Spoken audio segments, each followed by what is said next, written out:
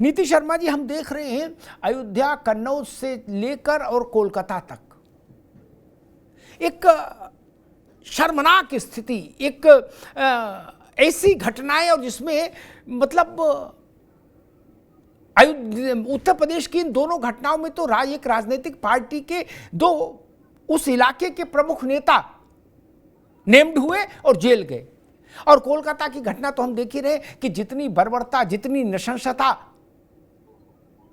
सोची नहीं जा सकती, वो भी वहां हो गई। और वहां के मुख्यमंत्री ने आरंभिक तौर पर ये कहा था कि घटना की अभी कोई जानकारी नहीं हो रही है, कोई हुई है कि नहीं हुई, इसको देखेंगे। फिर पुलिस को जांच दी गई और कैसी कैसी स्थितियां बनी कि हाई कोर्ट को कहना पड़ा कि राज्य पीड़िता के परिवार के साथ नहीं खड़ा है, इसलिए हम जांच सीबीआई को दे रहे हैं। ये स्थिति उत्तर प्रदेश से कोलकाता तक। नीति शर्मा।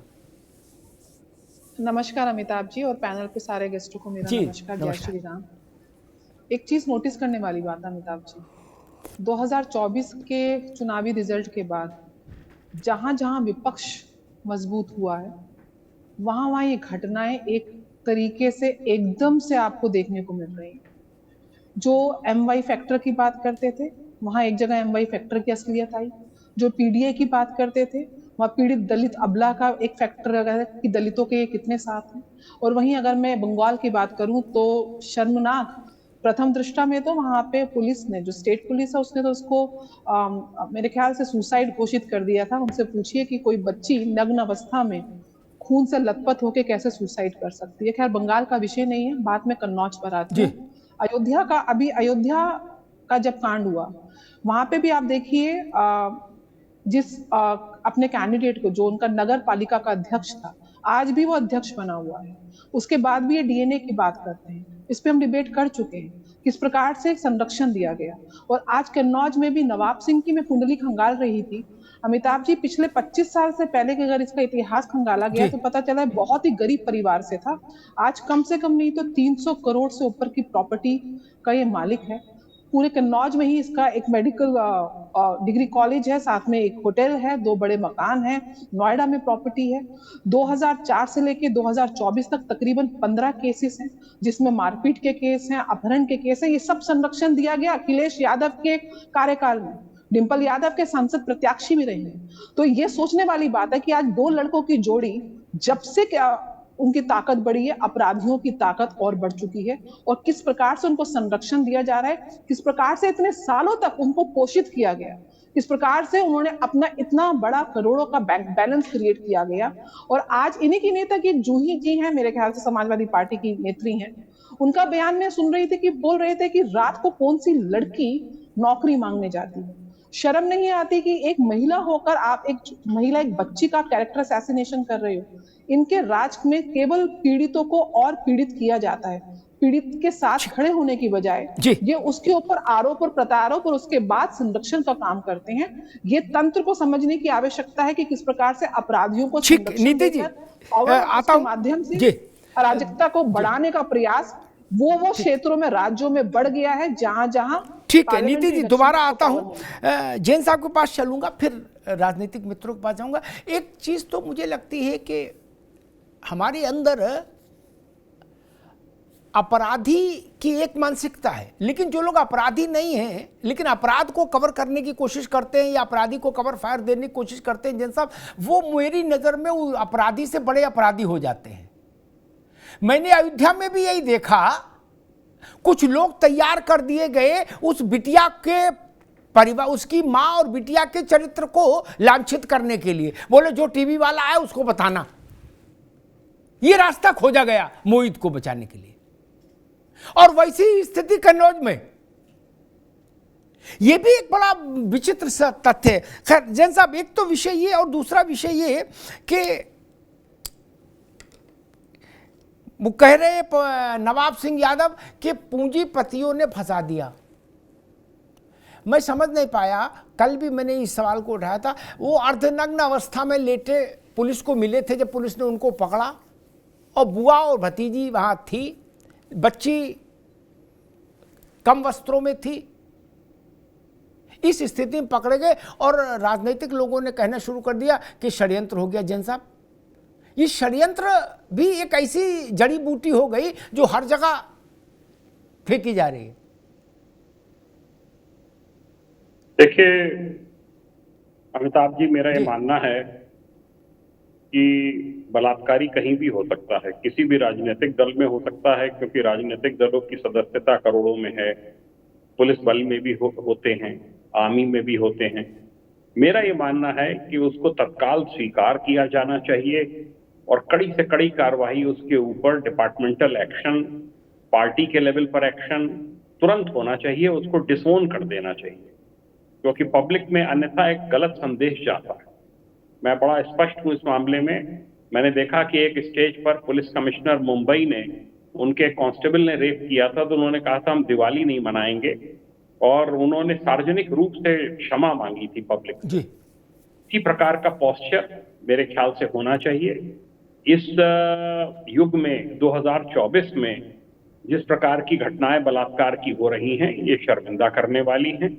ये आपराधिक तत्व हैं, ये वो तत्व हैं जिन्होंने कि किसी भी प्रकार से करोड़ों अरबों की संपत्तियां अर्जित की हैं। बिल्कुल इनकी प्रॉपर्टीज की जांच होनी चाहिए, एक एक राजस्व विभाग के द्वारा सारे डिपार्टमेंट्स को इन्वॉल्व करके, और इनके ऊपर ऑल प्रॉन्ग अटैक होना चाहिए। ईडी वगैरह को इसमें इन्वॉल्व करके ऐसे सब अपराधियों के ऊपर जिन्होंने कि बड़े बड़े साम्राज्य खड़े कर लिए हैं, जिससे कि पब्लिक में एक संदेश जाए कि अगर कोई इस प्रकार की नापाक हरकत करेगा तो प्रशासन और शासन पूरे अपने शक्ति के साथ ऐसे तत्वों के ऊपर प्रहार करें। बहुत अच्छी बात है, क्योंकि जब तक ये नेस्तनाबूद नहीं किए जाएंगे जी, तब तक ये सुधरेंगे नहीं ना जी। इनको तो खत्म ही करना होगा। इनके आर्थिक साम्राज्य को, इनके सामाजिक ताकत के साम्राज्य को पहले तोड़ना होगा, तब ये पजामे के भीतर आएंगे। अशोक यादव जी, समाजवादी पार्टी की एक बड़ी नेता ने कहा कि रात में, इतनी रात को कौन जाता नौकरी मांगने, कौन लड़की जाती है? क्या कहने की कोशिश हो रही है? रात में लड़की जाएगी तो रेप करने का लाइसेंस मिल जाएगा? यादव जी, नहीं भाई, रात में जाए कि दिन में जाए तो रेप होगा क्या? बोले इतनी सुबह क्यों आ गई लड़की, हमने रेप कर दिया। बोले रात में क्यों आ गई, हमने रेप कर दिया। तो आप फिर लिखवा दो कि रेप से बचना है तो 10 से 5 मिले। अजब तमाशा है, नहीं? और जिस अवस्था में वो लेटा पकड़ा गया था, उसके बाद तो वैसे ही सारी कहानी खुल गई थी। यादव जी, नहीं? अमिताभ जी, मैं इसमें यही कहना चाहूंगा कि जूही सिंह जी का जो बयान आप चला रहे हैं, मुझे लगता है कि वो यह कहने की कोशिश कर रही होंगी कि इसमें हनी ट्रैप का एंगल वो खोज रही थी। जो परिस्थितियां वहां पे है, जो उनके बुआ का, जो लड़की के बुआ का जो स्टेटमेंट है, और जो भारतीय जनता पार्टी के जिलाध्यक्ष के द्वारा उस अक्यूज्ड का बचाव करने के लिए थाने पे जाना, और तमाम जो घटनाक्रम, जो बदलते हुए घटनाक्रम जो कन्नौज के मामले में आ रहे हैं, उससे जूही सिंह जी ने ये कहने की कोशिश की होगी या उनको ये लगा होगा। अशोक भाई, एक मिनट, एक निवेदन, एक मिनट। नवाब सिंह की पैंट हनी ने उतारी कि ट्रैप ने उतारी? कौन? खुद ही उतारी होगी। ये हनी ट्रैप क्या मसला है भाई? पैंट तो खुद ही उतार के लेटा। देखिए अमिताभ जी, मुझे उनके डिफेंस में नहीं कुछ करना है। आप ये मत सोचिए कि मैं उनका डिफेंड कर रहा हूँ। मैं जूही सिंह जी के बयान पे कह रहा था। और दूसरी बात, नवाब सिंह की जो बात है, हमारे राष्ट्रीय अध्यक्ष जी ने या हमारे सभी नेताओं ने स्पष्ट कहा है कि ऐसे लोगों पे कार्रवाई होनी चाहिए, और ऐसे लोगों का पार्टी से दूर दूर तक कोई वास्ता नहीं है। अभी आपने अपने जो प्रोग्राम में चला रहे थे, आपकी उसमें मंच पे देखा गया तमाम बातें। आप ये बताइए, चुनाव होता है, चुनाव मंच पे कितने लोग आ जाते हैं अमिताभ जी? ये तो प्रैक्टिकल बात है। कोई भी आदमी अशोक भाई, एक मिनट, अशोक भाई, एक मिनट, अशोक भाई, एक मिनट। हाई सिक्योरिटी है राहुल जी को, हाई सिक्योरिटी है अखिलेश जी को। उनके मंच पर कोई नहीं चढ़ सकता, और जिलाध्यक्ष, नगर अध्यक्ष का नाम ना हो लिस्ट में तो पुलिस उनको ही मार लाठी नीचे गिरा देगी। आप कितने भी खास बने ना, उससे क्या फर्क पड़ता? आप सफाई के क्यों ना हो, उससे भी फर्क नहीं पड़ता। ये तो जानते हो अशोक भाई आप। अखिलेश यादव और राहुल गांधी के पीछे जाके कोई खड़ा हो जाए, ना राम भजो, ऐसा संभव नहीं। जब तक वो आदमी सिस्टम में नहीं है और उसका नाम नहीं जाएगा। नहीं देखिए, होता क्या अमिताभ जी, जो आपने कहा ये बातें आपके हिसाब से सही, हमारे हिसाब से भी सही है, लेकिन बहुत सारे लोग ऐसे होते हैं अमिताभ जी जो मंच पे कहीं न कोई जुगाड़ बढ़ा के चढ़ जाते हैं।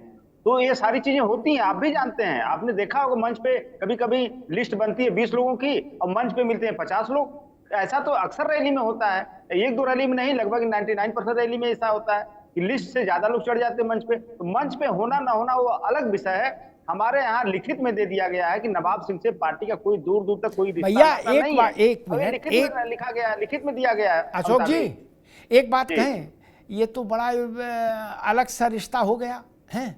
नवाब सिंह जब पकड़ा गया, पुलिस उसको बाहर निकाल के लाई पेंट पहना के, तो उसकी गाड़ी में समाजवादी पार्टी का झंडा लगा था क्या? वो अखिलेश जी राहुल जी की सभा में उनके ठीक पीछे खड़ा होता है, सामान्य कार्यकर्ताओं में नहीं, ऊपर उनके बगल में क्या? और पार्टी कह रही हमने इन्हें 5 साल पहले निकाल दिया था। जिसको 5 साल पहले हम निकाल देंगे, उसको राहुल गांधी अखिलेश यादव की बगल में खड़ा होने देंगे? उसके लिए तो कलीम अहमद ही तरस रहे होंगे कि हमको भी मंच चढ़ने को मिल जाए, जिनके दस्तखत है चिट्ठी में। नहीं अशोक जी, देखिए आपने झंडा की बात कही साहब जी, झंडा तो तमाम लोग हैं जो समय परिस्थिति के हिसाब से अपने एडाप्टेबिलिटी के हिसाब से झंडे बदलते रहते हैं। देखो भैया, झंडे खरीद के लगा लेते हैं लोग। तो झंडा बदलना, झंडा लगाना या पीछे खड़े होकर फोटो खिंचवा लेना अमिताभ जी, इससे पार्टी का कोई मतलब नहीं है, मैं आपको स्पष्ट बता दूं। लेकिन हमारे उसके बाद भी नवाब सिंह या अयोध्या या कलकत्ता या जो भी जितने भी मामला आप गिना रहे हैं, किसी मामले में कोई सिंपैथी जो भी अक्यूज्ड है उनके साथ बिल्कुल नहीं है। अयोध्या मामले में भी आप यहाँ पे चला रहे थे, हमारे राष्ट्रपति जी ने डे 1 में यही कहा कि वहां पे डीएनए टेस्ट करा के और अधिकतम जो सजा वो कराई जाए, और डीएनए टेस्ट को लेकर के बड़ा बवाला खड़ा किया गया। लेकिन आपको ये भी पता होगा डीएनए टेस्ट का जो नियम, जो बिल इसी योगी सरकार में लाया गया कि महिला अपराध में जिस अपराध में 7 साल से ऊपर की सजा होगी उसमें डीएनए टेस्ट मैंडेटरी होगा। तो इस नियम के तहत ही उन्होंने मांग किया था राष्ट्रपति जी ने, डीएनए टेस्ट करा के अक्यूज को अधिकतम सजा दी जाए। तो इसमें कहां से बात है? लेकिन निवेदन और आपसे करना चाहता हूं, जो तमाम इंसिडेंट्स हो रहे हैं, इसी इंसिडेंट्स में एक बिहार में भी घटना हुई अमिताभ जी, मैंने उसका जिक्र किया है, छात्रा के साथ, मैंने उसकी छात्रा के साथ, और वहां पे भाजपा की सरकार है। तो कृपया अगर एक सवाल उस पर भी बन जाए, मेरा निवेदन है कि बिल्कुल मैंने उसका जिक्र किया, बिहार से लेके अयोध्या, कन्नौज, बिहार और कलकत्ता मैंने जिक्र किया मेरे संज्ञान में। अब अशोक जी एक बात आपके वक्तव्य पर मुझे समझ नहीं आई, जितना हम समझ पाए सार्वजनिक जीवन में, क्योंकि हमारा भी पूरा जीवन नेताओं के साथ ही गुजरा क्या, उन्हीं को कवर करते हुए। हम चुंगी की नाली बिजली की बीट तो कभी कवर किए नहीं। तो जितना हम जान पाए हैं, मेरी बात से जैन साहब भी सहमत होंगे कि आज की तारीख में अगर कोई आदमी बिल्कुल भी विक्षिप्त हो, मान लो बरेली में पागल खाने का से भी निकले, तो भी अगर झंडा खरीदेगा लगाने के लिए तो भाजपा का खरीदेगा क्या? सपा का झंडा लगा कौन चलेगा? जो सपा के हैं वो तो सपा का झंडा लगा नहीं रहे आजकल अशोक भैया। देखिए, और ये नवाब सिंह ये पगलेट था क्या कि सपा का झंडा लगाएगा? आजकल तो जिसे देखो कमल का फूल लगाए, और इस आप कह रहे कि झंडा कोई भी अरे नहीं भाई साहब, उत्तर प्रदेश में सपा का, बसपा का, कांग्रेस का कोई झंडा लगाए तो समझ लीजिए ओरिजिनल आदमी है, जो आज के दौर में भी आपका झंडा लगाए है। अमिताभ जी 10 सेकंड अगर मुझे मौका दें। जी बताइए भैया। झंडा लगाना कोई बुराई नहीं, झंडा लगाना और मतलब जो पार्टी सत्ता में नहीं है उसका झंडा भी लगाने की लॉजिक लोगों की होती है। वो 2027 में टिकट के लिए आसान्वित लोग होते हैं, जो अभी से लाइन में लगने की कोशिश करते हैं, तो झंडा लगा लेंगे जो पार्टी आने वाली होती है सत्ता में 2027 में। ठीक है समाजवादी पार्टी सत्ता ठीक है भैया, मैं अवधेश जी के पास चलता हूँ। ठीक है अशोक भाई, ठीक है। अशोक भाई की पार्टी ने ऐसी स्थिति बना दी नवाब सिंह के लिए कि जैसे एक औरत यहाँ से लेके वो पीछे तक मांग भर रही है, आलता बिछिया सब पहने हैं, बट सावित्री से लेके करवा चौथ तक सारे व्रत निर्जला कर रही है, और उसका जो पति वो कर रहा है, ये औरत हमारी नहीं है, हमारी पत्नी नहीं, हम नहीं जानते कौन है। अरे आप ना जानो, पूरा मोहल्ला तो जान रहा है, पूरा कन्नौज तो जान रहा, पूरा कन्नौज देश जान रहा। अब आज के टाइम में अशोक बाबू कोई बात छुपती कहाँ है? ये कौन है नवाब सिंह? ये नोएडा वालों को कम पता होगा, कन्नौज वालों को तो 100% पता है ना।